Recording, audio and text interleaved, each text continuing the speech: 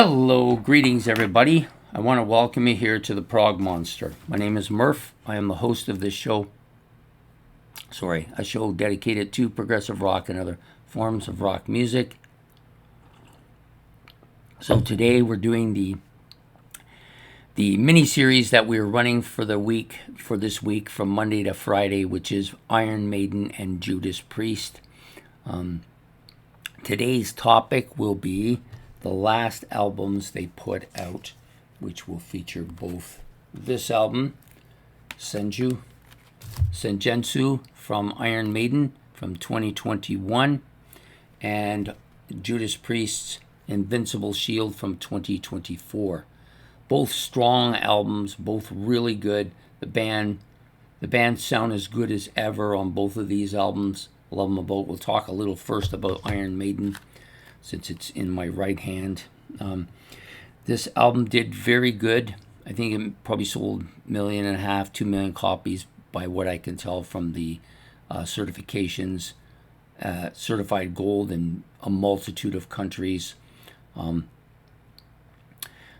particular favorite on this particular album at this point because it's still relatively new to me and I haven't really listened to a lot of tracks. I've listened to it maybe through and through, maybe 4 or 5 times.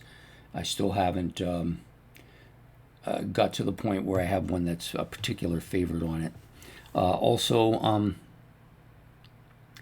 It came out, of course, in 21, so it's about 4 years old now, but it's done well. The strength of this album and this album, of course, again, is the vocal parts and the really strong riffed metal sounding guitars, which are the strength of both of these bands. With Iron Maiden, you've got now 3 guitar players, so the members of the band, Adrian Smith, Dave Murray, Janik Gears on guitars. Then you also have Steve Harris on bass, Nico McBrain on drums, and Bruce Dickinson on vocals. Dickinson sounds fantastic here. I don't think he's lost anything. He's a little bit younger than Rob Halford, but definitely still has whatever it takes to make this a great album. So that's my take on Iron Maiden. Now I'll talk a little bit about the Judas Priest album, Invincible Shield, coming out 2025. This was one of my favorite albums of last year. I think it was a top 10. May have been as high as 7th. I can't quite remember, but I do have a video on it, so if you want to go watch it, you can do that.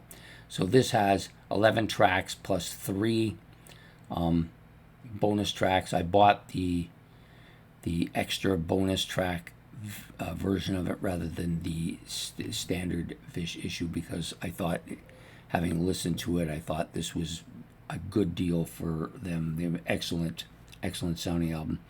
I don't think it did as well sales-wise as Senjutsu. I'm not sure exactly what it was. I think it had a couple of gold. It made gold in a couple of countries. It made number 1 in the U.S. metal charts, and I think it was in the top 1 or 2 in the hard rock metal charts in the UK as well. This album was number 1 in both of those categories. Also made number 1 in the Billboard Top 200. This one I think was number 18. My favorite track on this, I would say, is probably Crown of Thorns. The big track, of course, is Panic Attack, which is the opening track. But there's a lot of really strong tracks on this album. But Crown of Thorns is probably my favorite. Something about it that's appealing.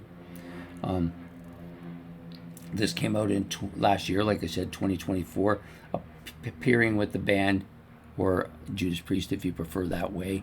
Rob Halford on vocals, Glenn Tipton on guitar,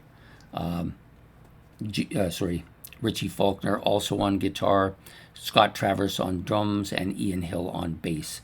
So some of the classic members with a couple of other guys Scott's been with the band now for 35 years, so you might want to call him a classic member as well. Richie Faulkner's been with the band for a while now, since KK left the band, so Absolutely great album. I love the cover.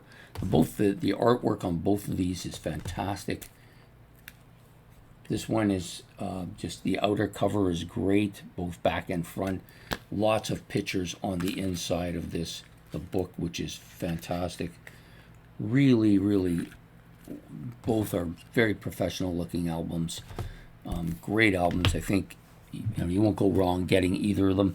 And that's my take today on the last albums that these two bands put out thus far. I'm hoping that these won't be the last albums by them. I think both these bands probably have a couple more albums in each of them. Iron Maiden hasn't put one out for 4 years, so they could be next. They could put one out soon. I guess they have a new drummer to break in now that Nico McBrain has retired. Perhaps they won't put out anymore. It's hard to say.